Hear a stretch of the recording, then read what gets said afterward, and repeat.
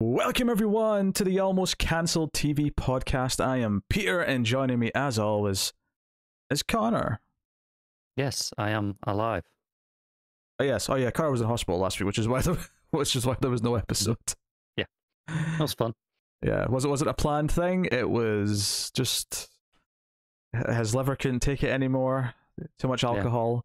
And he's been told that he should not drink, which is why he's still going to drink tonight. Yeah, they told me don't quit cold turkey. Well, that's just dangerous. That's a fact. It's a medical fact. This is our TV podcast. We get together and we talk about pilots, renewals, cancellations, premiere dates, and whatever else pops up in the TV world. So we'll get into it, because yes, I did assemble the news last week and it was all sitting there to be used, and then there was more news this week, so there is a nice big double amount of news to talk about. There does be news. I can only think of one story that I saw today, and that's it. So, okay, which I'm sure you've got at some point in there. Yeah, I will say I think there was less this week than there was last week. This week seemed quieter to me, but that's based on week old memories, so I don't know. Last week we'll have had all the. There was Netflix stuff last week. Yeah, Netflix had their thing. stuff. Yeah, there was something around that weekend. I knew there was, like right after we recorded the last one. And there was actually one Netflix thing that I know I don't have, because it wasn't like too specific. It was just Witcher's coming back next year. So there it is. Yeah, I thought you were just going to mention that with the other Witcher story. There's another Witcher story? Yeah, you know, the spin-off, the prequel spin-off. I think it's called Blood Origin. Oh, I don't think I saw this, actually. It's the one starring Michelle Yeoh, I'm pretty sure, is that one. That's coming out on Christmas Day. Oh, all right, okay, I didn't catch that. I mean, I'm sure we talked about it before when it was, yeah, you know, developing. Yeah, I think they've put out a teaser trailer a long time ago. At this point, I assumed you would have seen it because they'd have been probably in the same article, those two pieces of news, because they kind of announced them together. It's entirely possible. I just saw the headline, which was coming summer 2023, and said, "Oh, that's not enough to bother talking about." And moved on. But it was probably in there. It probably was. But we've talked about it, so we didn't miss it. Therefore, we did. Yeah, everyone's happy about it. It's all worked out. So we'll start off on renewals, as we do. Only a couple here. FX have renewed Reservation Dogs for season 3. Okay. On Hulu. That's a really weird headline. I know I understand it because they're tied together now, but it's still just a weird. It's an FX on Hulu one. Yes. So yeah, season 3 is coming. Congratulations to that show. Next up, Interview with a Vampire, which is only just about to debut at the start of October, has been renewed for season 2 by AMC already. I'm surprised they didn't wait for at least one episode, but also it's probably a big enough name that they were like, yeah, this is going to be fine. The trailer didn't look that good, but I mean, it says a lot. I know I would have watched the trailer because you would have made me, and we probably spoke about it. I don't catch every trailer when I'm doing the news, so we might not have. But obviously that one was. I assumed you would have done, because it was that's a fairly notable thing, but I don't remember it. So either you missed it that week and we never got back to it, or it was really forgettable to me. Yeah, I mean, I saw it when I was putting the pilot vote together, because I always go hunting for every pilot coming out. But yeah, so already been renewed, so they're feeling confident. It's an 8-episode season, and season 2 will also be 8 episodes. So there you go. Fair enough. So that's that. And then we got a bunch of premiere dates, a lot of them from Netflix, but not all. If we're starting off with not Netflix, but Netflix had their, what did they call it? There you go. Because it's the noise that Netflix makes, allegedly. Yes, I know. That's even funnier than NBC calling their thing Peacock. Because there are symbols of peacock. At least Netflix didn't like rename themselves, like their whole service as that. It's just this is their event they do once a year. True. Well, to be fair, NBC is still NBC. They didn't rename their channel.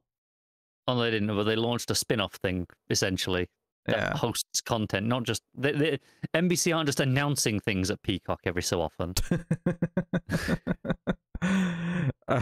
They may announce things on Peacock, you don't know. I mean, true. I forget Peacock exists every single day until something reminds me. Oh, don't worry. I've got a story later about a streaming service that you may have long forgotten about that we're going to discuss. There are more streaming services. I forgot. I mean, there's so many now. Of course, I've forgotten about some of them. I mean, this one's actually quite old. This one dates back before a lot of these other ones that we talk about. Oh, interesting. So, is it Stan? It is Stan. Yes. Stan's got an original on the way. More on that later. How dare you think I could ever have forgotten about Stan? We've not brought it up in a long time. There's been no Stan-related shenanigans. Doesn't matter. I wasn't even sure if it still existed because it launched because it was there instead of Netflix. Although I'm sure Australia has Netflix now, but there was a time when it does. I remember there being a thing that launched in there not that long ago in the grand scheme of things. But they had Stan instead, and we thought that was hilarious.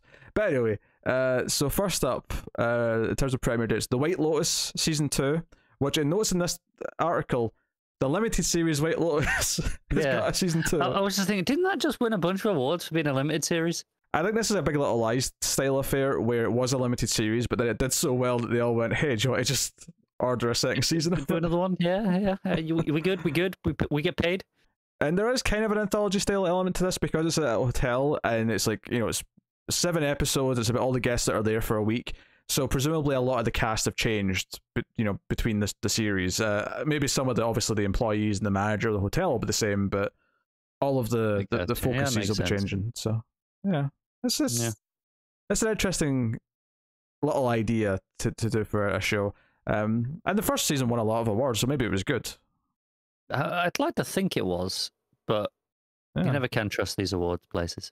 Yeah, they do make mistakes. Better Call Saul, for example, not winning a single thing is a crime, a testament to their mistakes. Yeah. So we got that Criminal Minds Evolution, which is the reboot with a lot of the cast coming back of Criminal Minds on Paramount Plus. That is going to launch on Thanksgiving, which is November 24th on Paramount Plus, and it'll have a mid-season break at Christmas and come back on the 12th of January. So yeah. Okay. So it's a 10-episode season with a mid-season break for Christmas. I get it, but just run it over Christmas at that point. Yeah, I don't think people really care, especially on a streaming service, but I mean... Yeah. I guess they're figuring, people...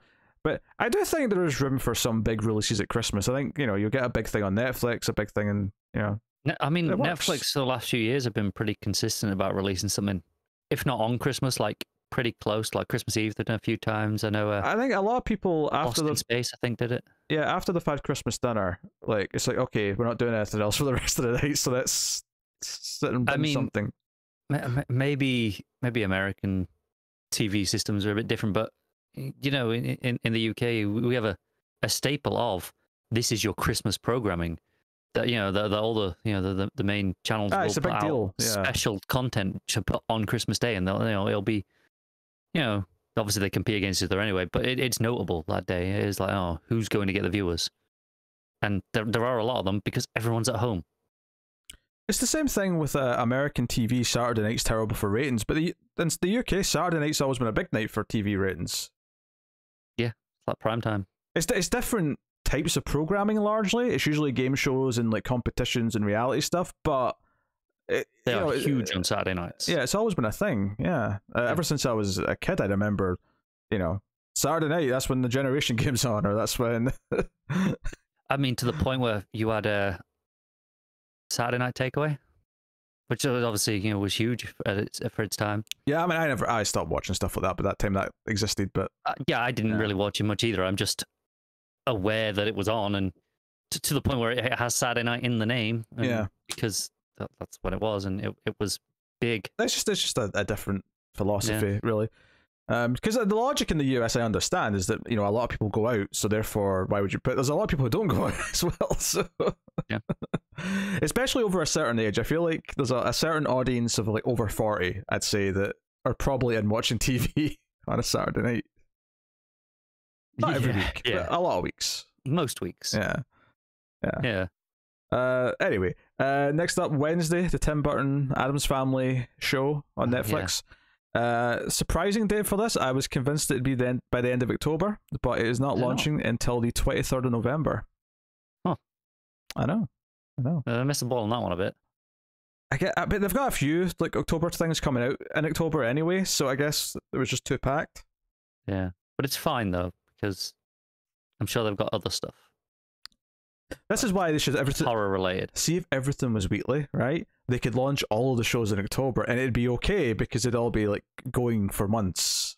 Yeah, wouldn't it? Just putting that out there. Netflix. They'll get there eventually. We hope. The Crown is getting a premiere date for its next season. Season 5 will premiere on the 9th of November. Okay, well, that seems like a reasonable time for that sort of show. Yeah.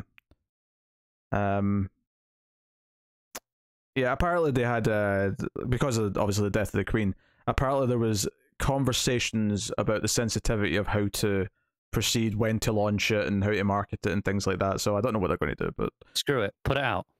Just put it out and be like, it's fine. Don't worry about it. You're all going to watch it anyway. If anything, it's free marketing. They should do something really like risky and put like a billboard that just says, "The Queen is dead, but the show isn't." November 9th. Long live the crown. It's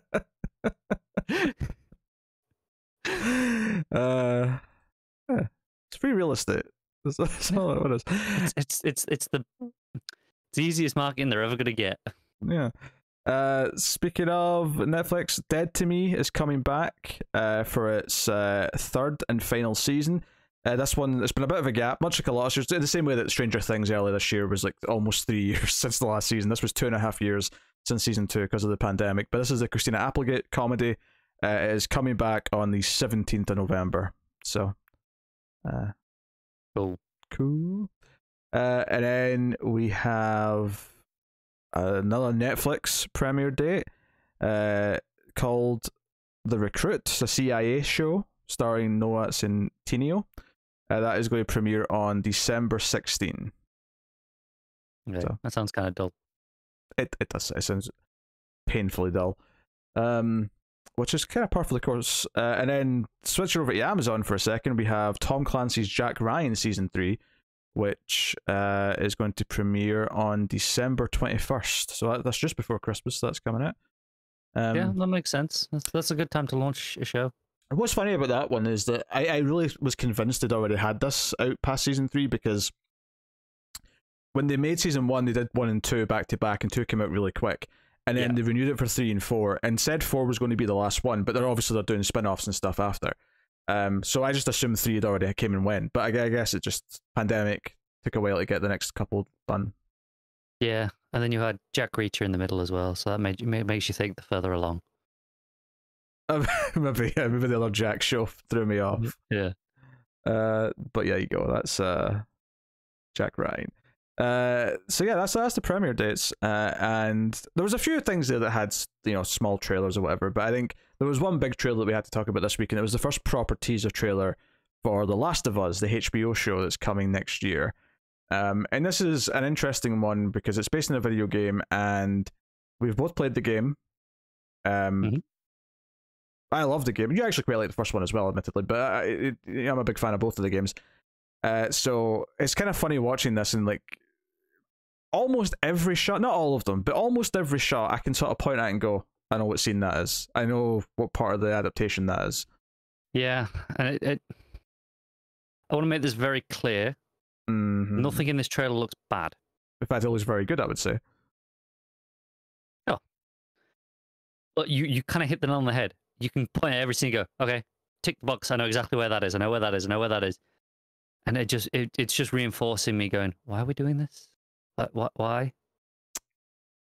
No, I'm going to defend that. And I'll tell you why I'll defend it. Is because I'm going to go back to the first Resident Evil movie. There was a quote from the idiot director, Paul W.S. Anderson, who in justifying why his movie had absolutely almost nothing resembling the game, other than the fact that there were zombies and a couple of monsters. He said that, well, you don't want to just adapt the games because then you know who's going to live and die, and you'll know what's going to happen. Like, books have been adapted for for decades, a century. They have at this point. There's a very big difference between let's break this down in order. One, books, which are a literary medium, so you're then adding, images to. That's a huge difference. You can go, okay, the comic adaptations, that's a visual medium, sure, but you're adding motion, so that changes that. Resident Evil. Look, no, I'm not here to badmouth Resident Evil, but they're not the most cinematic of games, are they? It has a story. I don't know about that. Yes, you do. Shut up. Cinematic gold. Especially with Last of Us, it prides itself on being a cinematic game, right? That's 80% of its selling appeal. Yes, but the interactivity of the game is used to drive the emotions of the story, and vice versa, where the interactivity, like there's moments in that game where you feel angry like Joel does because you know what's just happened and you're kind of fighting through something, and it kind of like they go hand in hand together. This, in theory, will work purely as a visual storytelling device. This will purely be a television show, and it looks very high quality. And I am glad that they're not. I'm glad that they're just adapting it. Like, yes, obviously there has to be some differences in how they get certain things across because you're not playing it, you're not acting out certain moments, and I'm sure certain things will play differently and perhaps quicker as a result because you're not like having a player act out, you know, a certain moment or a build to a boss fight or whatever it is. But there's a lot of key story beats in that game that absolutely should make the adaptation. And I noticed bits from Left Behind in here, the DLC. You know, you notice sort of various segments from early on. I know season 1 is the first game, but they've said that you know that this 10 episode, I think it's 10 episodes anyway. I think it is, yeah. As the first season or as the first game, and I do appreciate that. I appreciate the idea of trying to turn that story into a 10 episode prestige series, and I can kind of. You know, and there's some glimpses in the trailer of the different seasons. You know, there's a bit of winter at one point, and you can kind of like, okay, right. So you can kind of like in your head break down how it'll maybe fit into 10 episodes. But I'm sure there will be differences. I mean, if nothing else, like we've got different people performing the roles, and they look like they're going to be good from the snippets we've got. Obviously, we can't say for sure yet. But I will say that this easily could take the best video game adaptation award. Like with, and the bar's not high, which is the sad thing here, is that it's such a low bar. But this actually might be genuinely great and be the only really great adaptation of a video game because the rest of them all suck. Is there even one that's good? Let alone great. There's a couple of like borderline kind of fun or almost theirs, which I would say first Mortal Kombat is kind of watchable. It's not good, but it's a watchable adaptation. Kind of part of the way there, but ultimately Founders is the Tomb Raider movie that came out with Vikander. I agree. It's like it's not bad. It's an okay film, but it's not good. Yeah, they didn't nail it. They didn't get far enough. So we've not had anything, and you know, we'll see. But this actually looks like it might be a great HBO TV show. I think it'll be great for anyone who's never played the game. I think for me, who's coming into this, like, I want, if I want that story, I'll just play the game again, right? And it's going to take me probably about the same amount of time as watching this show will, if not slightly less. Let's be honest. If you're speed running it, sure. If you're playing it at a normal pace, your first if I'm just going through it just for the story, probably about the same. That's a bit more. Last of Us 1's about 12 or so hours. Oh, I'm so sorry. Okay, well, it's a couple more hours than the 10 that it's going to be. Well, for it's pretty arguing close. this point, I'm just saying. All right. It's pretty close though. Yeah, and the second one's like 25 hours or something like that. Yeah. I'm disregarding the second one because, I mean, who knows what they're planning on doing with that? We'll worry about that in a few years. But just for now, this first season versus the first game, if I want to experience that, I have no reason for me right now to watch it versus just playing it again. It doesn't look from this teaser trailer and anything we've heard so far that it's going to do anything substantially different enough to justify me choosing that as the medium of choice instead. But that doesn't make it bad. I want to make that very clear. For me, makes it maybe not for me. For me, the appeal is if they nail it and it is a genuinely great TV show version, then I'm excited to compare one of the greatest video games of all time to a like top of the class TV show doing the same story. For me, there's an interesting comparison in the mediums there. because I do think there's differences, and I do think there's things to look at and sort of say, okay, why does this work in this medium as well as it does in the other one? And I don't disagree that that's interesting from an analytical perspective, but that doesn't necessarily make it why I want it there as a TV show either. That's not going to be enough for me. I'm sure there'll be things that are embellished on. I'm sure there's some things that are going to be condensed because you're not playing it, so you're not going through waves of enemies. You're not going through, I'm sure there'll be a bloater. There's a budget, but there's not going to be, half a dozen bloaters throughout the game. They'll probably do it once, maybe twice at a push. That's the other thing I should say is that you get a quick snippet of a clicker at the end, which everyone's screen grabs so you can get a proper look at it if you want to go and really gloss over the details. But fine. It looked like a clicker in the game. It looked like they brought it to life. So cool. I think like I said, it's convenient because it's part of the design aesthetic of the game is that they're pretty, relatively speaking, realistic looking in that it's like a fungus style stuff. Yeah. It's easily transferable to good prosthetics and makeup, I would say. Oh, for sure. And I noticed as well, obviously they won't match every location per se, but there is one moment when they're going towards a city and there's like a building that's kind of like leaning over against the other one. That's actually from the game as well. And obviously that's an effect because it's the big, beast of shot. But I'm assuming the clickers were prosthetics and makeup because I imagine they'll mostly be. Why wouldn't you at that point? I could see maybe maybe small parts might be CG if they're like, maybe the opening in the mouth or something if they want to do something kind of really inhuman there. Yeah, absolutely. But the broad strokes, I think there's no reason for them not to do it practically. Yeah. And obviously anything that's bigger, they might, go CG if they're doing that. But even the bloater, I could still see being mostly prosthetic with some embellishments if they want to just have a guy in a. It would be very doable. Yeah.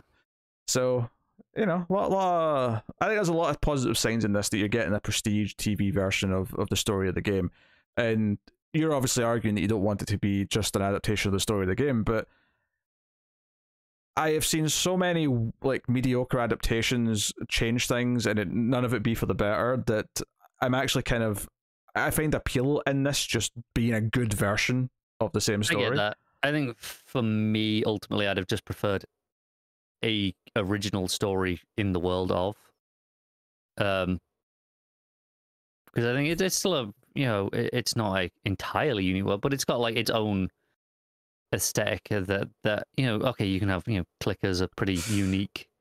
Yeah, but that's not the appeal of the story, though. The appeal of the story is the characters. It's the journey they go on. It's their emotional journey.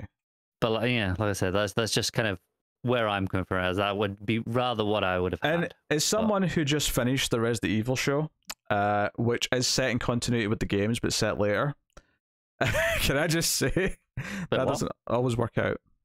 That's set in continuity? Well, I don't think the game's going to use it as canon, but like in the show, all the games that happened prior are all canon.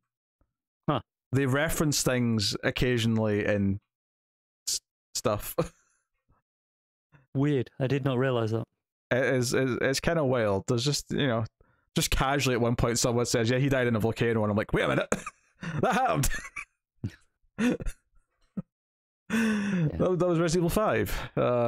So, yeah, because sure, the clickers are cool enough, and like the idea of the fireflies and all, but that's not the appeal. If you take out Joel and Ellie and you take out the actual story they go through, it's not Last of Us. It's just another zombie style show, basically. At that point, which we definitely have had enough of just those. So that's true. There's plenty of them. So I'm all about this. So I'm looking forward to checking it out when it lands, and it's got some really talented people behind it as well. Both from the TV world and obviously Neil Druckmann himself, who did the games, is involved. So yeah. Hopefully it works out good. I will say this: I'm expecting the final scene of the season to be the same as the game. I'm expecting it to end on the exact same note. Yeah, probably will. I think that's such an iconic way to end that story that I don't see them deviating from it, unless they intentionally like what is swerve is by doing like one little thing extra or something. But I see it just being that moment. It really depends on what their plan is for the next season. If they want to set something between seasons, yeah, or between games, I should say. Yeah, because obviously there's a significant time jump in the games. Yeah. So they might want to do something in between that. That said, the time jump could work in the sense that, you know, we have this problem with kid actors a lot where it takes another couple of years to do the next season. Is that, oh, they look like they've grown so much. Maybe, you know, the actress playing Ellie, like her growing up for 2 or 3 years between seasons may actually possible, yeah. help that quite a bit. Yeah, and Pedro Pascal's is a busy man at this point, let's be honest. Probably going to take a few years for him to fit it back into his schedule. Sure, yeah. So, yeah, but no, positive things. And I've not even seen the Uncharted movie yet, but it looked like shit. Shocking. It looked like actual shit. That is one I will happily go back to the games. I do not need to see. I'll probably see it for curiosity's sake at some point, but I'm not expecting good stuff. Yeah, I'm not expecting good stuff. So, there you go. That is that. So yeah. All right. Next up, what have we got here? The big news of the week, the big news of today, even. Dare I ask what comes after 6 seasons, Connor? Would it be a movie? 6 seasons in a movie, baby. I am shocked, but delighted. I'm shocked and delighted that this is actually seemingly coming to fruition now, because there was some rumblings a couple of weeks ago. Yeah, there was a couple of little, like, Dan Harmon said something, but it was like, it's been so long, I'll believe it when I see it. But sure enough, like, and the way I saw it, like, I didn't even see the announcement on Twitter. I saw someone screenshot or just retweet. It was like, it was the community Twitter and the Peacock Twitter. Community Twitter said 6 seasons and question mark, I think, and then the Peacock said and a movie. And then the community Twitter replied, and I went, wait a minute, what's happening here? What are they hinting at? I saw it from, I think it was Joel McHale's tweet. Yeah, he tweeted stuff out. I mean, a lot of the cast did, actually, which is really cool. So Community, Dan Harmon comedy, started in 2009. It ran for 6 seasons, as we were hinting. And there was a line in season 3, because it was kind of up for cancellation like every year. It was always on the bubble, but there was a really dedicated audience that loved it, and myself being a part of that. I love Community. I thought it was incredibly witty. So much of the comedy appealed to me. There was, of course, the one infamously dodgy 4th season where Dan Harmon wasn't there, and while there was some legitimate reasons why he shouldn't have been there, ultimately it got better again when he came back. Although I don't think it was ever as great as those first 3 seasons. I do think there's a lot to love in season 5 and 6. So yeah, you know, a lot of good stuff. So there was a line in season 3 where Abed, who was a very meta character talking about other shows, was basically hoping for a show that was on the bubble, and it was kind of a meta thing. He was really talking about Community, but he was sort of like saying 6 seasons in a movie, 6 seasons in a movie, and it kind of became this like mantra for the fans, and it became this thing. So there was always this hope after Yahoo of all places gave it a 6th season that we would someday get the movie, but you know, a lot of time had passed. It kind of felt like, you know. And it's not necessarily something that they can't go back to when they're a bit older, because it's, you know, they're not supposed to be in a specific role or anything. Obviously, they're not going to be at college anymore. That'd be stupid. But, you know, like, all you really need is to get the cast back together, and you've got a Community thing, right? That's all you need. And you need Dan Harmon to write it and have the cast back. And a lot of the cast are confirmed. A couple of them aren't yet, but it is worth mentioning that, like, when Joel McHale was tagging everyone, he tagged the ones that weren't confirmed yet. And Yvette Nicole Brown, who's one of the ones who aren't confirmed, also tweeted out sort of saying, like, thanks, you did it, fans, or something to that effect. So it does seem like all around, there's no, like, so-and-so is definitely not coming back or anything like that. The interesting one that'll be whether or not they do will be Glover, right? Which is a shame. I would be disappointed if Donald Glover doesn't come back. And I suspect that even if he doesn't come back to be a main cast member, I would be shocked if he doesn't have a cameo. Just to have a hello. I don't know. I think it's more likely that they'll get him on board for a movie than it would have been another season. Oh, for sure, yeah. I mean, he left the show towards the end because, like, he was just too busy, because he was Childish Gambino. Atlanta was probably starting to be in the works around that time, I assume. Yeah, it was probably in the works before it was coming up to do with Star Wars stuff as well. Yeah. So, yeah, I'd hope so. And obviously, this is a movie for Peacock, so it's not some big theater release, which I actually... This is good. This is, you know what? I finally get a reason to praise the cock, right? Because this is the weird thing. if we didn't have all these streaming services wanting content, wanting original movies and TV shows to, like, you know, attract people to their service, to have a content library, I don't think the Community movie would ever happen. I think if it was left to a world that when the show was cancelled, or I should say ended, really, when the show ended, we were still in a world where a movie meant a theatre release. It meant being profitable enough that you could put it in theatres and make a profit. And we're not really in that world anymore. And I think that's why this can exist. And I'm happy that it can exist. So thank you, Peacock. You finally, your value of a service has come to fruition. So what we're saying is these low rent streaming services that are all grabbing for a piece of the pie have revived the direct-to-video market. Yeah, but funnily enough, though, like, I think because this will be a Dan Harmon written movie, I think this will be much better than a direct-to-video movie ever would have been in the direct-to-video days, if that makes sense. So it's the next evolution of the direct-to-video market. There's a lot of crap original shit on Netflix. There absolutely is. But I think the ceiling for quality, because they also did Roma, so there's, you know, to put it in perspective, that is true. Yeah, there is a much higher ceiling, and the thing with Community is that it doesn't need a big budget. It just needs the cast. It can look exactly the same as the TV show did, and no one like would give a shit. Like, we don't care. We just want the cast together again. Yeah, most of your budget will be going towards getting Donald Glover back. Probably. I mean, what could it be, like the 10 or 15 year reunion of when they graduated or something? Maybe that'll be the plot. Yeah, maybe that's what gets them all back under the roof. But they don't even need the campus, really. I mean, they probably will go there, but I don't think they need it. They could just be meeting up for a weekend or something, and that could be the plot. Who cares? I mean, why they'd invite Chang to that is a good question, because he's confirmed. Ken Jeong's confirmed to come back, but you know, that's a worry for them. Yeah, that's Dan Harmon's problem, is what you're saying. Yeah. So my reaction to this was pop. You know. Yeah, no, I saw it when I woke up this morning. I was like, huh, okay, weird. Yeah, delightful news. This is because I wasn't expecting it anymore, and it's come out of nowhere, and it's been like, hey, that dream you had once of getting the movies for this, it's actually going to happen. And to be fair, I think in general, like when it comes to like something that was a comedy or a sitcom, it's like, yeah, it's probably easier to do a movie for that, because, you know, versus like a sci-fi show or a big genre show where they need a budget, they need like big effects and stuff. This does not need a significant budget. No. Not in the grand scheme of things. This can be a minuscule budget. No, I mean, some of the cast, obviously, like Alison Brie's definitely bigger than she was at the time. Donald Glover's way bigger. Ken Jeong kind of is. Yeah. I'll be willing to say like 80% of their budget will be going towards the cast salary. Yeah. Joel McHale, I'd say he's probably about the same, because he was already kind of on the soup and stuff at the time. Yeah, but he's willing to do a lot of stuff. True. Like... yeah, and not even stuff that just like, you know, you have actors who are like, hey, if you pay me, I'll do it. Like Samuel L. Jackson springs to mind, right? He does some right shite because, hey, it pays. Why not?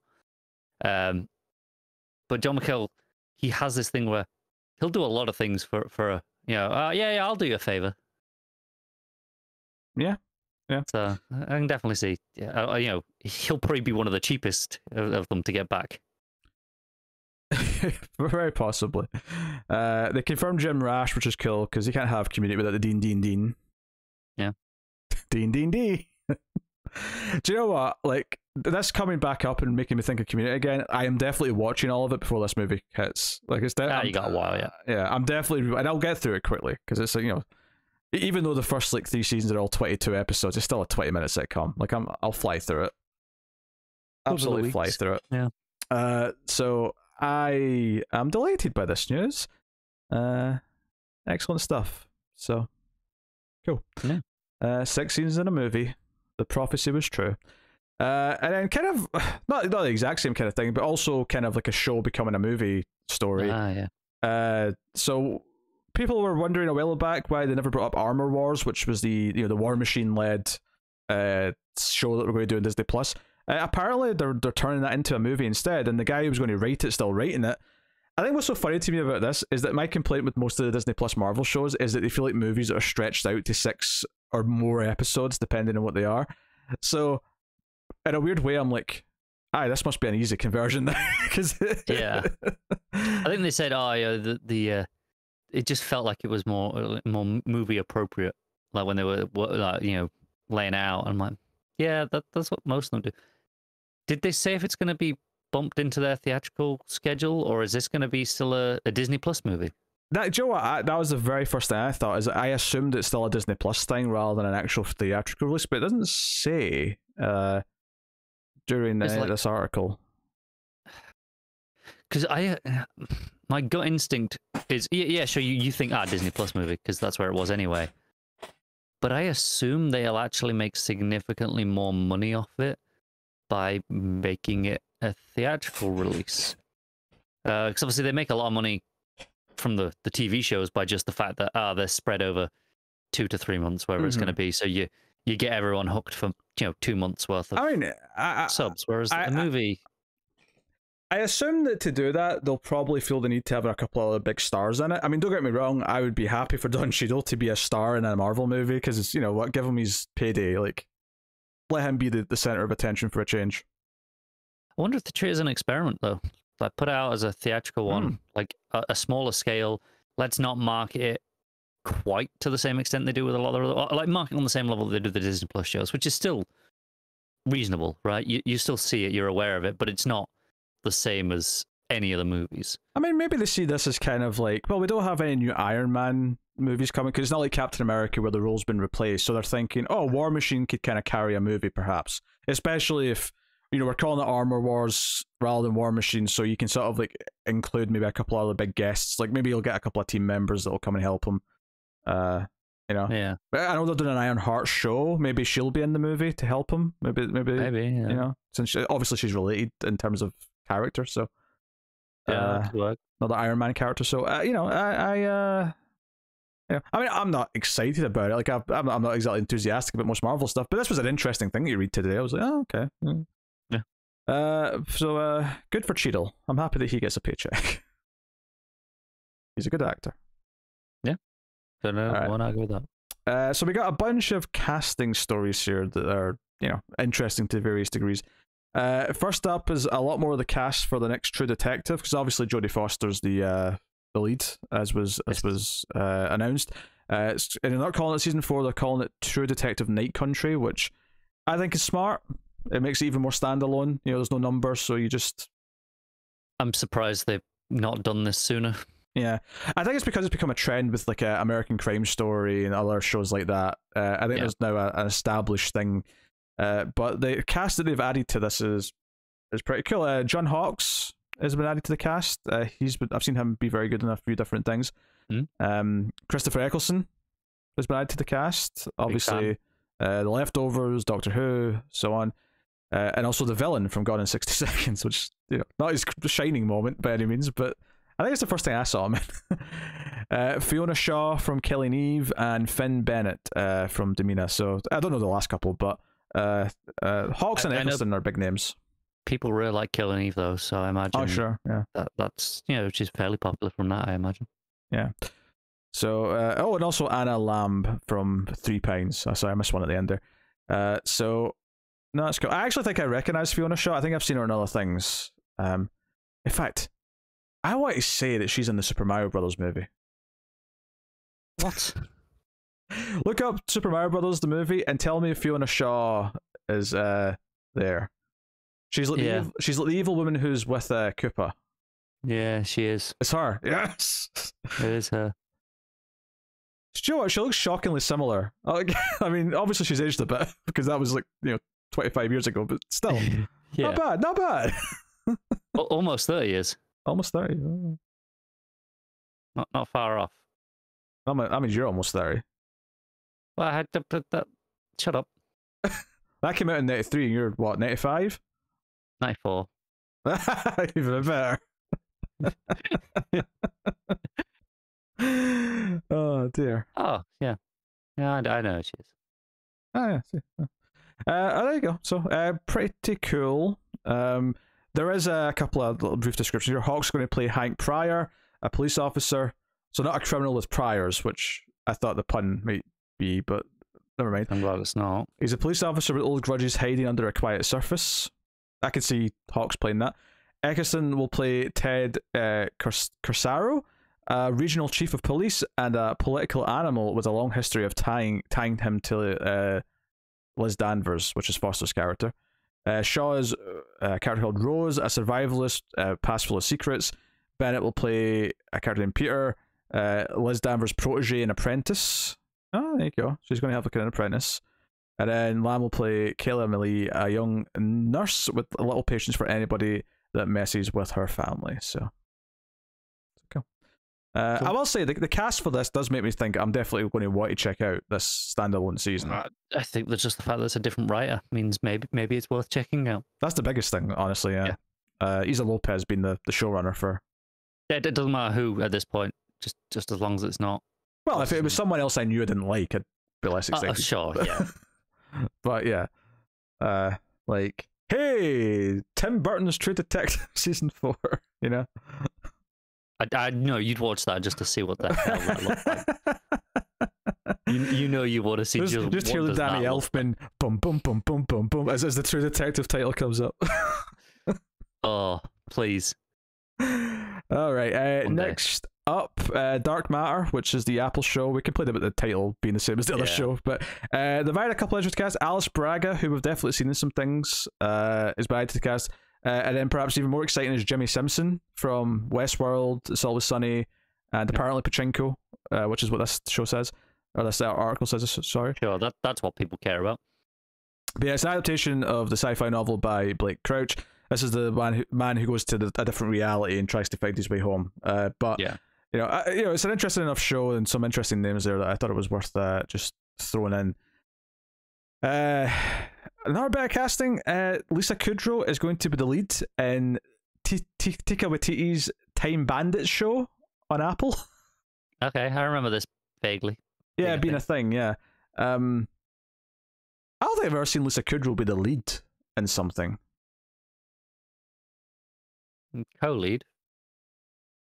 Like as in with just one other person I've seen, not like, obviously there's ensembles, but like I've seen a co-lead in, oh my god, what's the road trip movie? The college, like school reunion. Romeo and Michelle. Yeah, I've never seen that. I could have helped you there. Yeah, great movie. She's co-leading that. Okay. Yeah, maybe this is more of an ensemble, and I just mean she's one of the leads, but it's kind of an interesting thing. Yeah, Kudrow's going to play Penelope. It doesn't give me a description for Penelope, unless it's in this big meaty description here. The 1981 fantasy film, co-written and directed and produced by Gilligan, follows the time travel adventures of an 11-year-old history buff named Kevin, who one night stumbles on 6 dwarfs who emerge from his closet. They are former workers of the Supreme Being who have stolen a map that charts all the holes in the space-time fabric, using it to hop from one historical era to the next in order to steal riches. Throughout the movie, they meet various historical and fictional characters, including Napoleon Bonaparte and Robin Hood. When the Supreme Being simultaneously tries to catch up to them and retrieve the map. I've never seen Time Bandits, so I was actually genuinely curious as to what it said. Nor have I, but I probably should. Sounds like one I'd enjoy. I'm sure I'll do it on the Atomic Cinema Experiment or Sci-Fi Movie Podcast over in Male Fuzz Movies. Go check it out, or on your podcast feed if you want to search for it. I'm sure we'll do it on that before the show starts because it'll be a good reason to do it. But yeah, I've never seen Time Bandits. But okay. Yeah, she's going to lead an ensemble cast, so that's the exact phrasing of this. Okay. So clearly, I don't think it's going to follow the movie exactly because I mean, it's not saying anything about. I mean, maybe there will be a kid, but it sounds like it's going to be more. She's definitely not an 11-year-old. Yeah, definitely not the 11-year-old boy for sure. No. Yeah. She's like 50 something now, so I'd be surprised. She could be the mother of the 11-year-old boy, maybe. Yeah, much more likely. I mean, she's a bit of an older mother, I suppose, if she's like, only got an 11-year-old boy at that age, but it's possible. So I should actually find out how old she is at this point. She's definitely 50 something because all the Friends cast are in their 50s now, I think. Well, 59. Oh, she's almost 60. Yeah. Grandmother. Yes. Yeah. So yeah, next story then. Stars is going to rebrand outside of the US and Canada. So in Canada and the US, it's still going to be Stars. But in the rest of the world, their streaming service / package, which you can get on some cable services, most places have it on Amazon as an Amazon channel. It's now going to be rebranded as Lionsgate Plus. I would put money on the reason for this being that outside of the US, Disney Plus has the Star section, which is their like Hulu, Fox, FX kind of content. And I think they don't want to be confused with that. That wouldn't shock me. I think I also read something this week, though, that Lionsgate want to try and separate Lionsgate and Stars as like, not necessarily split them up in terms of like not own it anymore, but separate what the brands are to some extent. So it's interesting that they're going down this route in the international countries. But you may be right. Maybe Disney's the big reason for this. I could be completely wrong. It could be nothing to do with it, but I feel like that maybe diluted their brand recognition a little bit. I would also argue that Stars didn't have much brand recognition outside of the US, like because it's always been a channel in the US, whereas everywhere else, well, I mean, I can't speak for everywhere else, but at least in the UK, it only just became a thing as an Amazon channel in the last like 5 years or whatever it's been. It's not really a big name here, whereas Lionsgate, people see that logo at the start of movies. They hear that word. They know Lionsgate more than they know Stars. Oh, 100%, yeah. Yeah. The one exception to this, wildly, is the fact that HBO managed to become a recognizable brand in the UK, despite the fact that there's no HBO channel here, is absolutely exceptional. It's just that HBO brand, that pop up at the start of their shows. That's all it is. On all of them. That's just the power of that branding. Yeah, it's absolutely insane how well they've got that brand like recognized all over the world when a lot of the places don't even have HBO itself, but it doesn't matter. People still know what a HBO show is. Yeah, I think most of their shows over here traditionally aired on Sky Atlantic. But you stick that HBO logo still at the start, and everyone's like, "Oh, okay, that's what we're doing." Yeah, once we hit 2025, that might change a bit, but yeah, at least Yeah. For now, yeah. So it's interesting. Whereas we pay a bit more attention to this and what shows come from what networks and things. So yeah, we know about Stars, but I don't think most regular people outside of the US and Canada do know about Stars. No, I'd be surprised if they did. So maybe this is also a push that they're going to try and actually like build it and get more content on it and actually make it like, hey, get Lionsgate Plus, it's worth having. Yes. So this next one I didn't originally have in this section. I was going to put it in the new shows section because there's a couple of shows attached to it. But when I got this story about Stars rebranding to Lionsgate Plus, I had to put this right after it. Epics are going to rebrand as, do you want to guess? Is it guessable? It is. If you know which studio owns Epics, it's very guessable. Oh, I can't remember who owns Epics. I couldn't have told you. I was actually, when I read this, went, oh, they own Epics. Fair enough. Go on. MGM Plus. Oh, okay.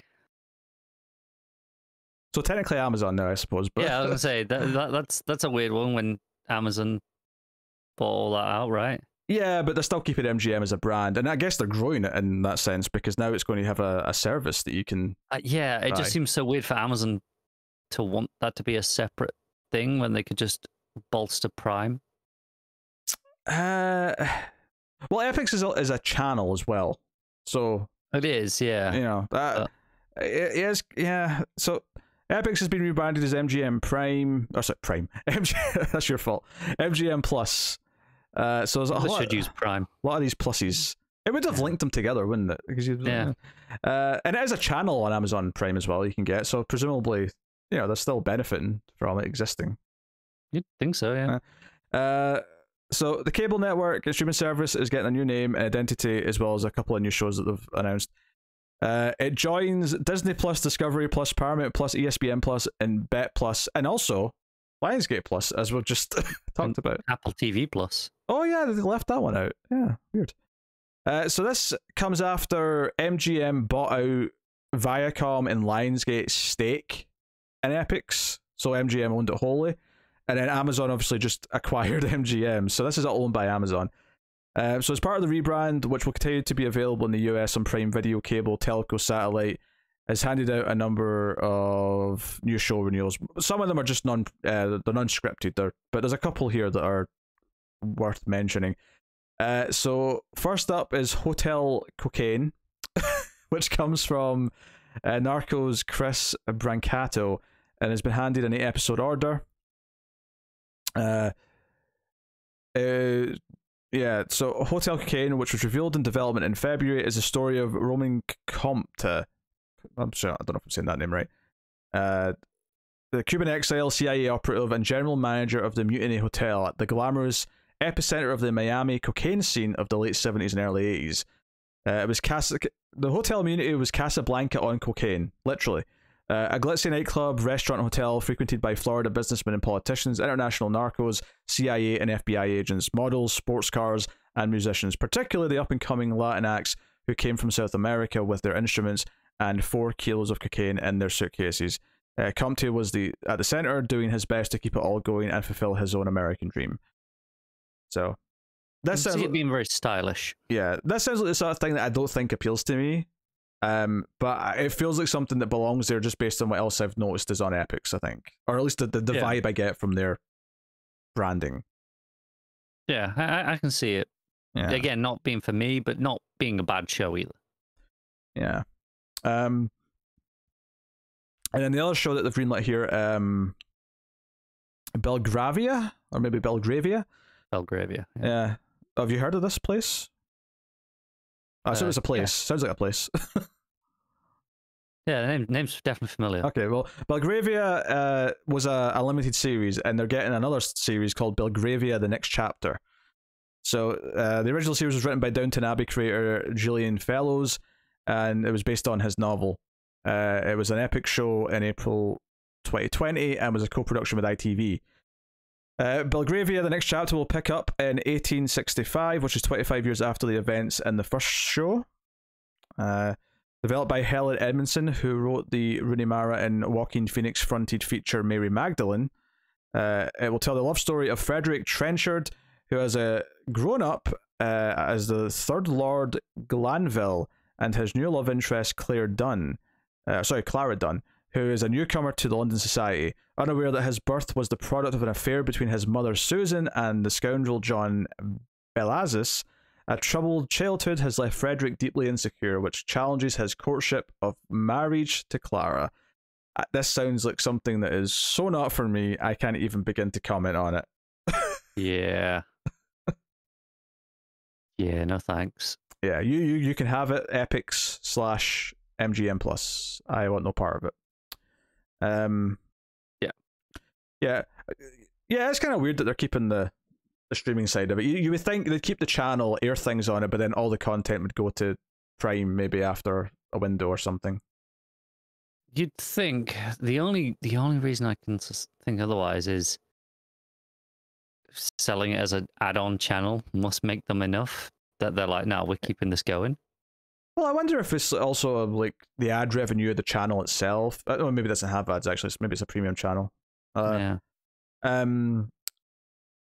I don't know, maybe it's because of where MGM based, even though Amazon own it, because they're maybe in a different city or different state that has different tax like rules and stuff. Maybe there's like a reason to keep it going and not just merge it in completely. Maybe. You know, as in the same way that Disney have still got 20th Century Studios as a subdivision, maybe it just makes sense for MGM to still have their TV side. Could be. Yeah, could be just as simple as that. Yeah. So, there you go. So, curious. A couple of new either animated or comedy shows to talk about. Peacock is doing an adult cartoon, which is handed a series order, straight to series order for In the Know, an adult animated series from Beavis and Butthead Mike Judge and Silicon Valley star Zach Woods. Yeah, the series is centered around Lauren Caspian, who is NPR's third most popular host. He's a well-meaning hypocritical Nimrod, just like you and me. He's also a stop-motion puppet. Each episode follows the making of an episode of Lauren's show In the Know, in which Lauren conducts an in-depth interviews with real-world human guests, Lauren collaborates with a diverse crew of NPR staff who are also puppets and Nimrods. I'm feeling Alan Partridge, but with puppets. It sounds like the guests won't be puppets though. So it's going to be real humans, and then everyone else is a puppet. Do you know what I'm getting vibes of? You know when HBO did that Muppet show where they did it like the behind the scenes of the Muppet Show sort of thing, like the mockumentary style. That wasn't HBO. It was HBO, wasn't it, for a year? Oh, I'm sure this was like a ABC or NBC show. I swear it was HBO. This was a network show. I remember watching some of it, and people complained it was too adult in humor for the Muppets. They wanted more kid friendly. Was that not on HBO? This was around 2015, 2016. Yeah. Why do I think that was on? Was that around the time of HBO, like, but when it started going over around that? I don't know. Why do I think it was? For some reason, I was convinced. Yeah, it wasn't that adult, but yeah, it was too adult. No, the complainers. But, yeah, but I'm getting vibes of that as well. Yeah, sure. You know, with the still having, you know, regular people kind of being a key part of it. Yeah. Yeah, I don't really know the. I mean, I think the actor. I think I recognize. I think he was the one of the later characters in The Office. This guy. Okay. Kind of the young guy in the last couple seasons. I want to say his name was like Glenn or something like that. I know who you're on about. Kind of the smartish, slick back hair. Yeah, kind of sort of tall and skinny. Yeah. I've seen him in a few things. Yeah, I think that's the actor here. Just going from the picture, I think that's who that is. But you know, all right. Next up, oh, here it is. Stan time. Stan. Well, what everyone has been waiting for this entire show. Sean Penn. This is so much better than I could have expected already. And Matthew Fox, from Lost, most people know him from our Party of Five, who, by the way, is looking a lot older in this photo than I was expecting him to. I know it's been a while since Lost, but he looks like he's pushing age. You know, he's getting old now. Maybe it's just a bad photo. But anyway, they have been cast as the leads in an Australian satirical comedy for streaming service Stan. And it was a deal been struck with ITV. So in the UK, it's going to be exclusive to ITV's new streaming service is launching called ITVX. Did you know about this? I did, because there's a whole thing with so BritBox was meant to be this whole service which brought together BBC, ITV, and Channel 4, I think. Yeah. But obviously they all still had their own services alongside it. And one of them basically kind of bought BritBox out. I can't remember which one it is. It's kind of transferring over to them by more towards the end of this year, I think, or early next year. So everyone's kind of back to doing their own things again. Interesting. BritBox as a name sounds like a Channel 4 thing, so I hope it was them, but I don't actually know. Yeah, I don't know. I just use BritBox to watch Doctor Who, and it's great for that because it has all the Doctor Who. Oh, yeah, it's all Doctor Who. You have to have all Doctor Who. I do. I do want all of the Doctor Who. It's great. What about BritBox? Have you found out yet? No, it was too long ago. This was an announcement, but it's not showing up in my news. All right. Well, anyway, so this is going to be on Stan and then ITVX, and who knows where else go. It says Fremantle are going to do international distribution. So I'm sure they'll ship it to other places. But notably, these two actors aren't, you know, these are American stars that you've got in this show, so it has appeal, I'd say, to everywhere, really. So yeah, it's an Australian satirical comedy. It's called Caught, but notably there's like a star between each letter, so it's kind of spelled out. It's a 6-part series, and it's coming from Kik Gurry, who worked on Edge of Tomorrow, and a bunch of local talent starring with them.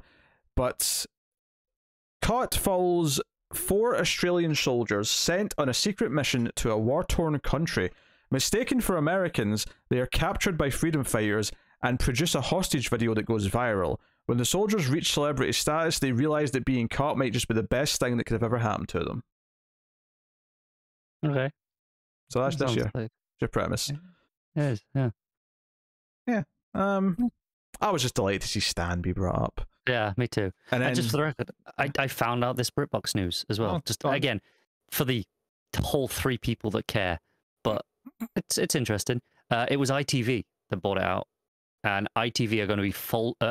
Again, this isn't actually confirmed yet. This is all kind of like what's expected to happen. Is it's expected to get folded into ITVX. See, I assumed it wasn't ITV because they're launching ITVX. I made a deduction based on the fact that they've got their own service launching, that it wouldn't be them. But ITVX are launching with like 2 tiers, ad-free, and then subscription. Why did they bother buying BritBox if they weren't even going to use the name? They could just launch their own service.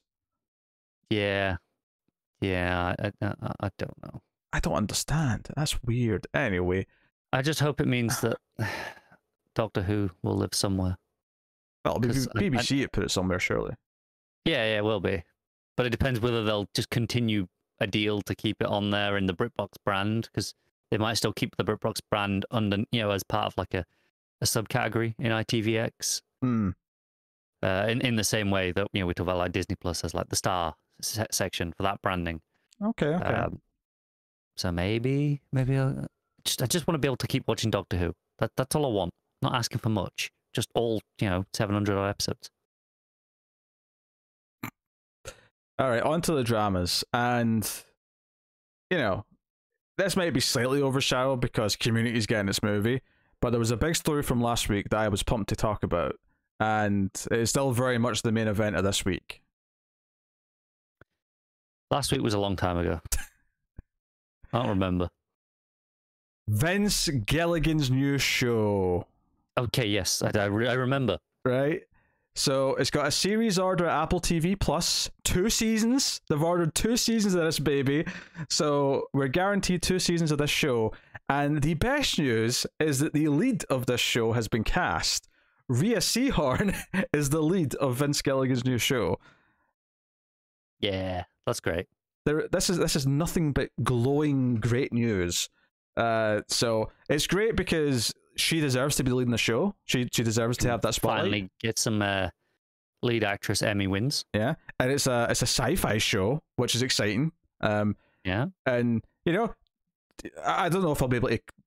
I can only put so many characters in the title. I almost want to try and make a pun because Vince Gilligan did guest star in an episode of Community once. So these 2 things have joined together in harmony in my mind. Yeah. It was a really random cameo. You're just lucky that we've got 2 separate weeks of news here to mash them together. That's true.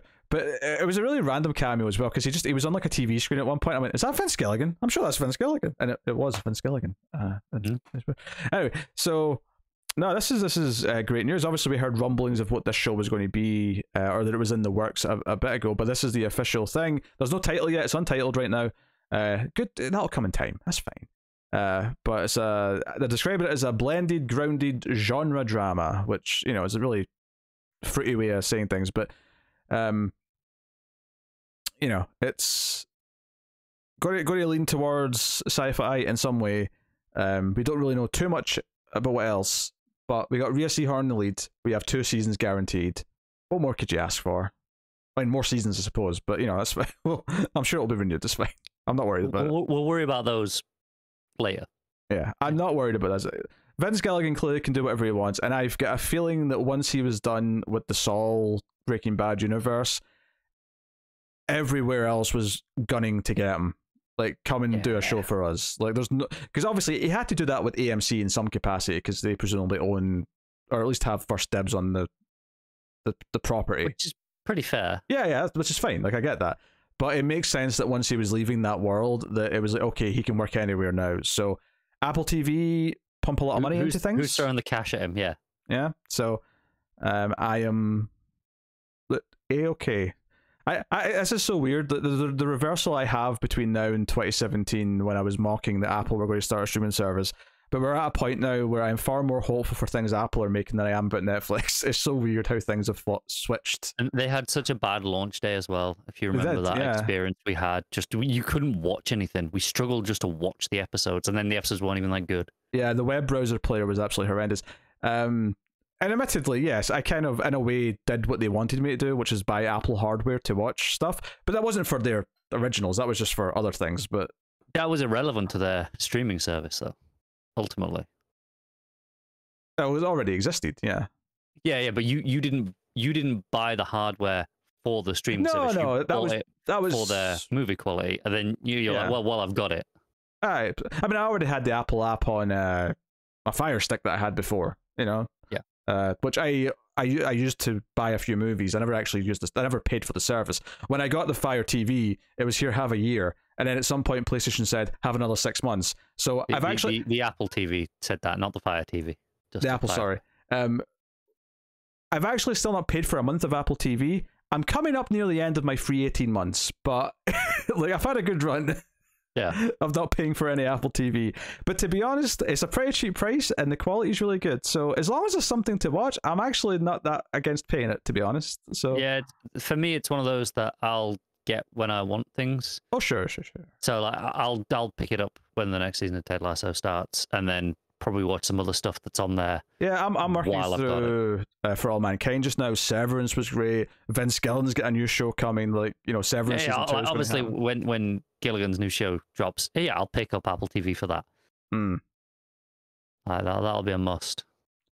Aye. Yeah. You'll do a lot of new shows. I've got a funny feeling you're going to be inclined to want to be involved in a review of this one. It's possible. Just a sneaking suspicion that you're going to come crawling. I don't want to do the hard work and do all the crappy pilots the patrons make you do, but I'll do the Vince Gilligan show. Well, I'm saying I'll be watching this either way. So it's up to you whether you want me there or not. I don't have to be there, but I'm going to watch it.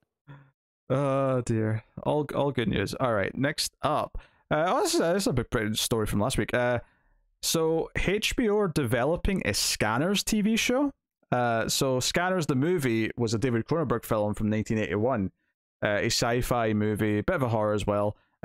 Infamous for the head explosion scene, which you've probably seen GIFed online if you haven't seen the movie. So Black Mirror writer William Bridges, I don't know what episodes of Black Mirror he wrote, but notable all the same, is writing and set to be a showrunner on it. Lovecraft Country director Ian Demange is on board to direct. So I liked how that show was directed as well, may I add. So potentially a good pair of names here. He wrote USS Callister and Shut Them Down. That's two of the best episodes. Yep. I would argue that's the second and third best episode of that show. Yeah, I might be inclined to agree. Okay. Well, okay. Pay attention. Yes. So yeah, William Bridges is writing, and one of the directors from Lovecraft Country is directing. So he also wrote an episode of Stranger Things. Oh, keep the hits coming. So the film followed Scanners, which are sort of psychics with telepathic powers that are kind of slowly taking over the world. The series is set in a mind-bending world of Cronenberg's film. Pursued by relentless agents with unimaginable powers, two women living on the fringes of modern-day society must learn to work together to topple a vast conspiracy determined to bring them to heel. So, yeah, clearly it's going to take the premise, not necessarily the characters that were in the original film, and build a show around it. I can totally see how you turn this into a show. It's actually very easy to think about. Yeah, definitely. So, this, with people with this, these credits attached to their names... Yeah, give me it. Yeah, I mean, we were saying, Black Mirror, right? Which episodes? There's very few episodes it could have been that make you less interested. I think if you'd said, like, maybe there's a couple from season 4 and 5 that I might have been like, okay, Yeah, but it wasn't those. No, it was, yeah, like, yeah. So, well, there you go. That's Scanners. Yeah, it's good news. So it's on the radar now, basically. It's very much on the radar. I feel bad for this because this would have been big enough to be in the title of the video, but because I've got 2 weeks of news and I've got Vince Gilligan and Community, yeah. You know, this isn't going to make the cut, but it would have done otherwise. I just want everyone to know that. Well, I just want to know you didn't try hard enough to make a clever sentence using all of them.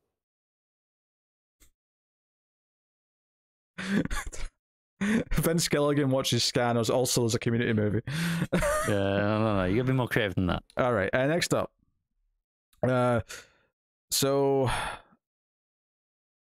this Radical Act, which is the production company owned by Don Cheadle, funnily enough, who obviously we're talking about earlier, has optioned Hannah Rose May's Image comic series called Rogues Gallery, apparently in a competitive situation, to develop it as a TV show.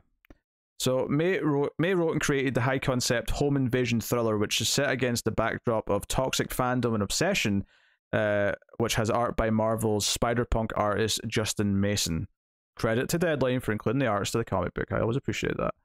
Yeah. Rosie's Gallery.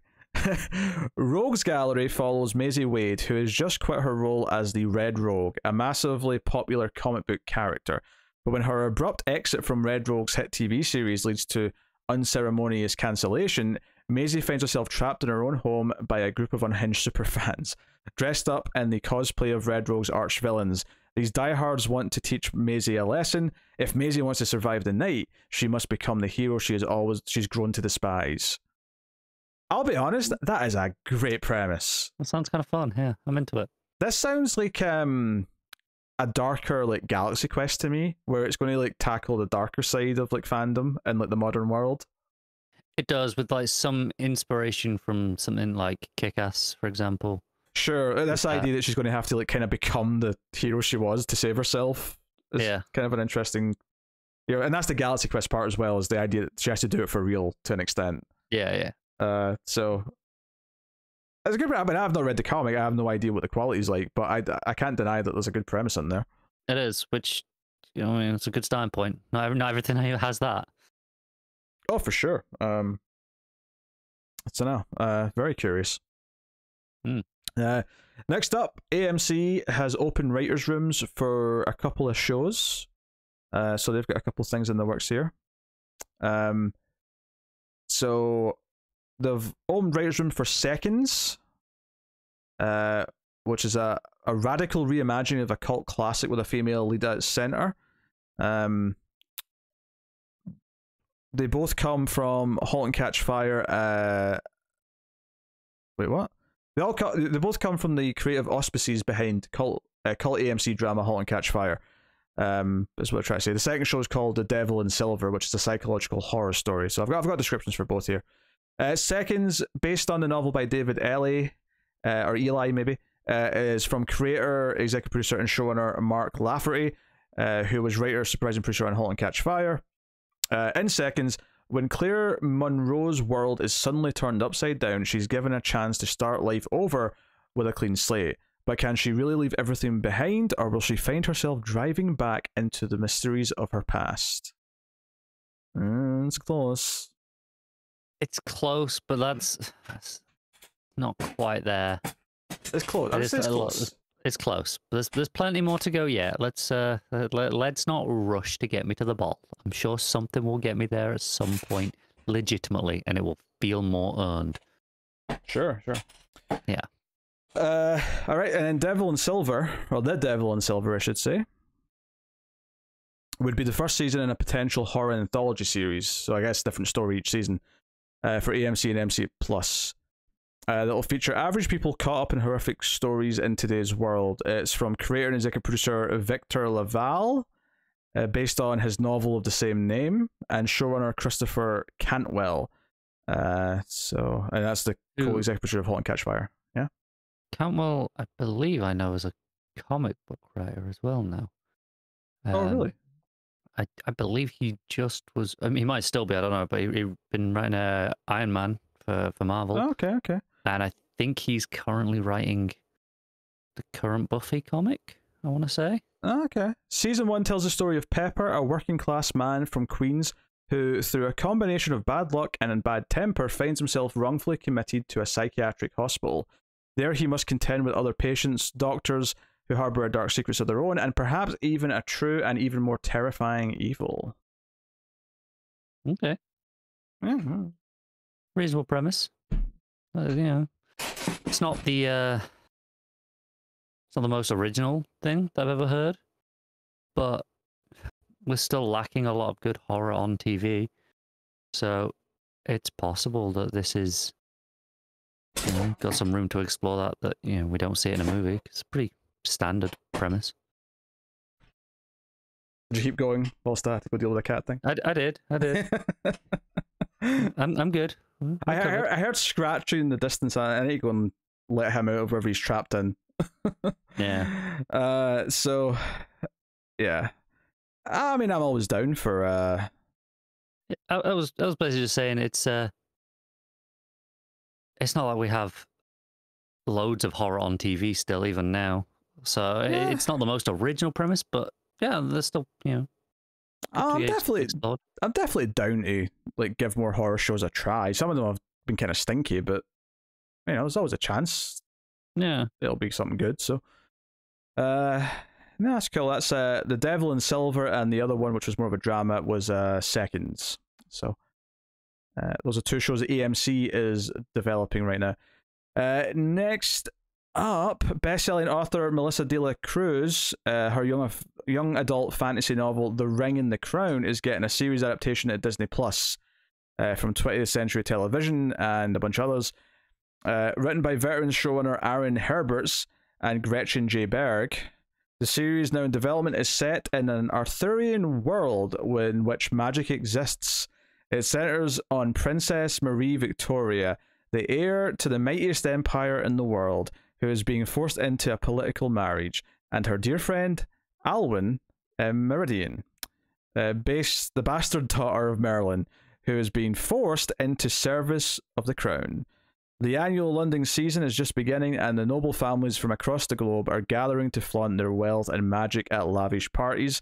Behind the scenes, Marie Victoria, Alwyn, and others are making moves to secure political power, true love, and their futures.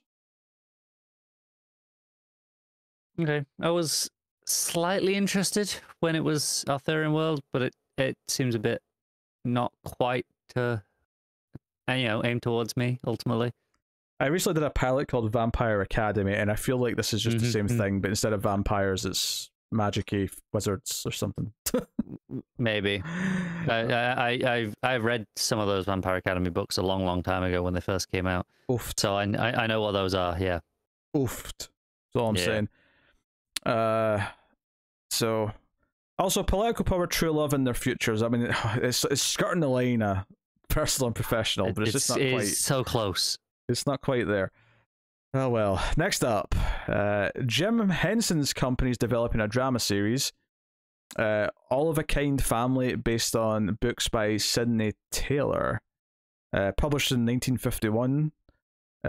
All of a Kind Family provided Jewish American children with a way to see themselves and their experiences reflected in an authentic way.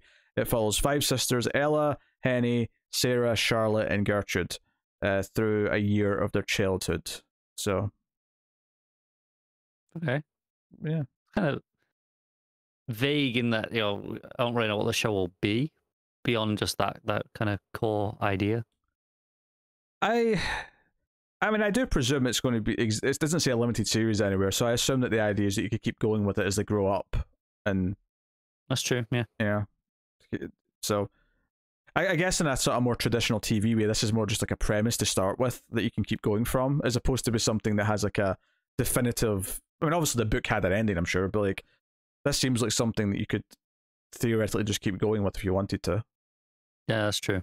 So that's that. Next up, Hulu's ordered an 8-episode limited series called Under the Bridge. Based on Rebecca Godfrey's book about the 1997 true story of a 14-year-old who went to join friends at a party and never returned home. 7 teenage girls and a boy were accused of savage murder. This is Hulu limited series.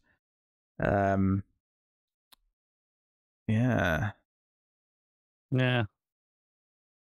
They're doing the kind of the true crime angle, basically, which pretty much tends to not appeal to me that much. Yeah, and there was some controversy this week actually about the Dahmer show that's on. I saw a lot of that. Yeah, I didn't see too much of it, but it was basically like some of the families of the victims were upset about how some of their like loved ones were being portrayed and the tone of everything and all that. Which, you know, is something that I don't think about too much because I've never, you know, been connected to any real stories that have been made into a TV show or a movie. But there is maybe an argument for like waiting until much later when, you know, everyone who's directly related to it is gone before you start doing quirkier interpretations of it or something like that, you know? I don't think it should be off the shelf forever. You know, no. I've definitely seen people say it kind of glorifies it a little bit. What you know, by doing it about these actual real people, and you know, this is stuff that happened, and now it's just entertainment because it's not like it's a documentary series, right? Yeah. Which would be different, and it's not like it's we're just gonna make it up and we're gonna, you know, it might be inspired by this and that, you know, loosely, but it's very specific. And it's not like, because I would say something like Mindhunter, which the killers are real, and obviously they might be bringing up real victims, but it's always just about, like, we never necessarily see, like, you know, but we're always hearing what the killers' methods were and how they were looking at the events, rather than we're portraying who the victims were, you know, in those stories. So I do think it's like, I don't think there should be, like, I think you can go back, you know, a couple of 100 years and do a goofy version of something, or whether it be satirical. Look at something like Jojo Rabbit, right? Well, that's taking a very serious topic and doing a satire of it, which has got very funny elements to it, and it's got a really good message ultimately. And maybe the people who are upset with Dahmer feel that the message isn't quite there, and that's why it's partly upsetting. But I do think that maybe there is an argument, if you're going to do something that's a certain tone or whatever, maybe, yeah, like, don't pick something where the people directly related to it are still around to see it. Yeah. You know? It seems a bit shit. Yeah, it's one thing like someone's grandkid who vaguely knows what happened to the grandparent is seeing the show versus the person who, you know, was their brother or sister or spouse or whatever. The parent, Yeah, so that's an interesting topic to go back to. But yeah, so this is Under the Bridge. So dealing with a big notable crime from 1997, which I assume it was one that got a lot of publicity at the time. Presumably, yeah. But I was 8, so I wasn't paying attention. Yeah. So there you go. Next up, The Butcher and the Wren, a crime novel written by Elena Urquhart, co-host of the hit podcast Morbid. I need to write a book, get some TV residuals. So Chernobyl producer Sister is adapting the book as a series with Dexter and C executive producer, both shows which I don't think are very good. Jennifer Yale is served as showrunner. So the book, which has already sold 70,000 copies since its publication 10 days ago, at the time of this article going up, is published by Zando. Yeah, hold on. What was the description of the goddamn show? I've got a lot of fluff here. Alright. The Butcher and the Wren comes from the dueling perspectives of a notorious serial killer and the medical examiner following his trail of victims, leveraging her encyclopedic knowledge of historical crimes to try and stop him as he gets more brazen by the day. Okay, it's another crime thing, but I will say there's something to that concept, if they stick to it really strictly, that I do think is a little interesting.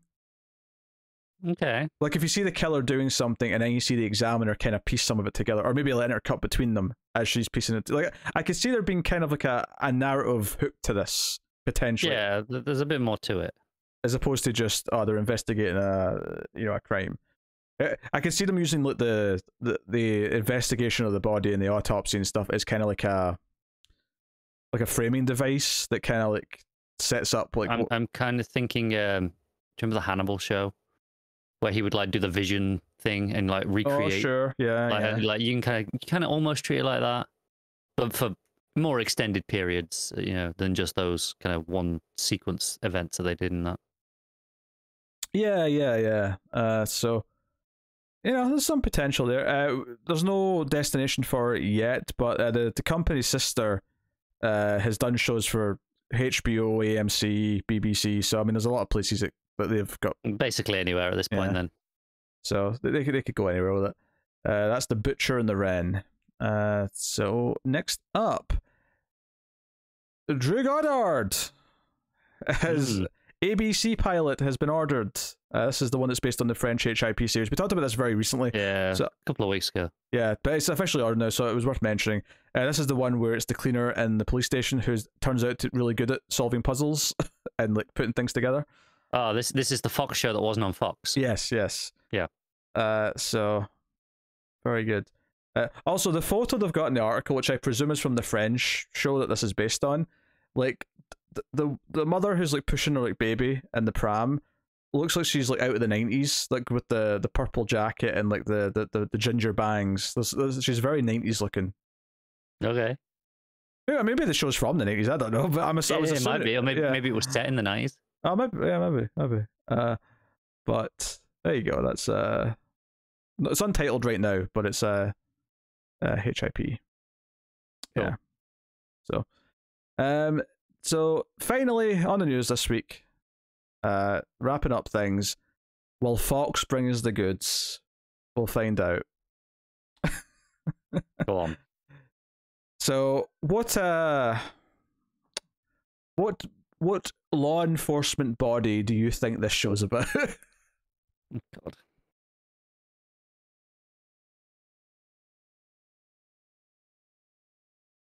It's untitled, so I can't give you a title as a hint. Oh, okay. Is there any way you can tell me part of the description without telling me the agency? I can see if I can get it. Well, I'll skip the first part because the first part just says it's set in this. Yeah. I mean, it basically just describes. Actually, okay, the second paragraph doesn't. I'll go back and read the first paragraph after. Go on then. It'll follow Blank's first female chief as she leads this elite major crimes unit, and the also must contend with the mafia, governors from 2 states, the NYPD, and the FBI for her own powerful police union, all while managing the tangled, messy lives of her team. Oh, that's almost personal. No, that is. Yeah. Yeah, that 100% is. Yeah. So you know it's not NYPD or FBI, but I was leaning towards NYPD until you said that. But obviously, I wouldn't be asking this question if it was just the police, because that's what they usually are. NYPD and FBI are commonly used. They are, yeah. But honestly, up until that point, it was sounding like NYPD. Is it a specific department within? Is it a police organization? I don't know if they're technically classed as within the police, but they're definitely like I would see them as a sister to the police, at the least. Oh, I don't know. The government's paying for their salaries. I'm sure of that. Is it tax related? No. It's the Port Authority of New York and New Jersey. Oh, I was never gonna get that. The Port Authority. Oh, piss off. The first paragraph of the description is, the untitled series is set amongst the Port Authority Police Department, which is responsible for all the threats and criminal activity at the New York and New Jersey's bridges, tunnels, airports, seaports, and the World Trade Center. Yeah, piss off. Why is the World Trade Center included in this list? Why not? Or I mean, or not in the list, but why in real life is the Port Authority dealing with the World Trade Center? Is it because there's people there from like other countries, so it's like treated like almost like international grounds in a way? I have no idea. Maybe that's the only thing I can think of. Because everything else there, tunnels, airports, seaports, it's all that all makes sense. Yeah. Ports. Aye, it's a financial port. Ooh, you've got it. I would have thought that just falls under the regular police jurisdiction, but whatever. Yeah. So I laughed when I saw this because the headline was Port Authority drama series in the works at Fox, and I just burst out laughing. I'm like, oh my god, they're scraping every possible agency they can to. Yeah, I was never gonna get that. Yeah. So there you go. That's the final story of the week. I trust you enjoyed that. Thrilling end, yeah. I'm sure you had fun. That is the news. There you go.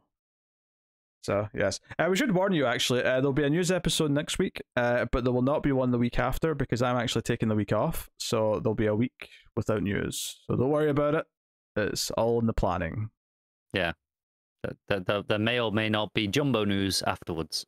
We'll see. We'll see. Yeah, we'll see if you can be asked. I'll do my job. I'll go back and check the weekend news. Not diligently, you won't. I'll look for the big things. I'll look for you'll cherry pick. The juicy stuff that we missed. I'll make sure. You'll cherry pick, yeah. That's all right. I have creative license to, prioritize. So there you go. That is this week's TV news. Thank you very much for joining us. Of course, you can support keep all the content coming, including this news podcast, by hitting the super thanks button on YouTube or go over to patreon.com/MailFistTV and supporting us monthly over there. Of course, Patreon just changed the thing now, so you can sign up at any time in the month without having to worry that you're going to get charged again the first. Now you just get charged. They only just changed that? Yeah, for a long time, like you would get charged again the first. Yeah, it was awkward. Now you just get charged on the day you signed up every month. So and just go from there. That's easier now. Yes, and also with this episode, the audio feed is up to date, so this now exists as a nice audio podcast as well. So all of the previous 21, 22 episodes that we've done this year are also there, but now it'll go up live alongside the YouTube version if that is appealing to you. Go check it out.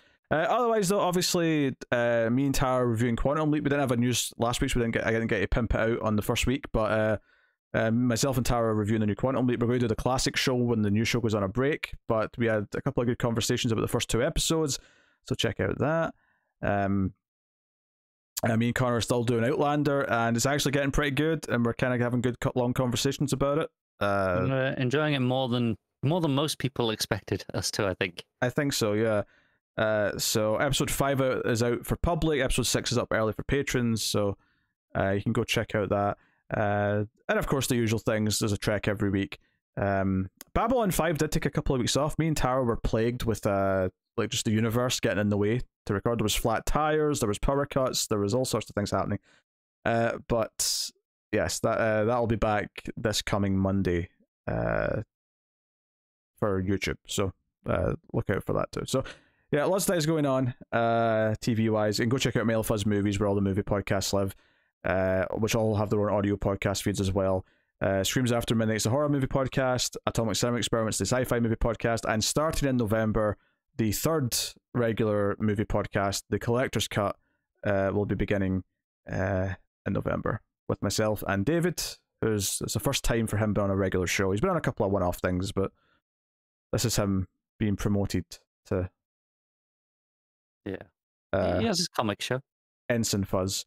He does have his one-man comic show, but that's like an unofficial offshoot. It is, but it's there. I'm not on that, so it's kind of, so it doesn't count. Is that what you're saying? The ego on this man. But there you go. That is the TV news. That is almost cancelled. Thank you very much for joining us. We always appreciate it. Keep watching TV. Have you got any vanilla?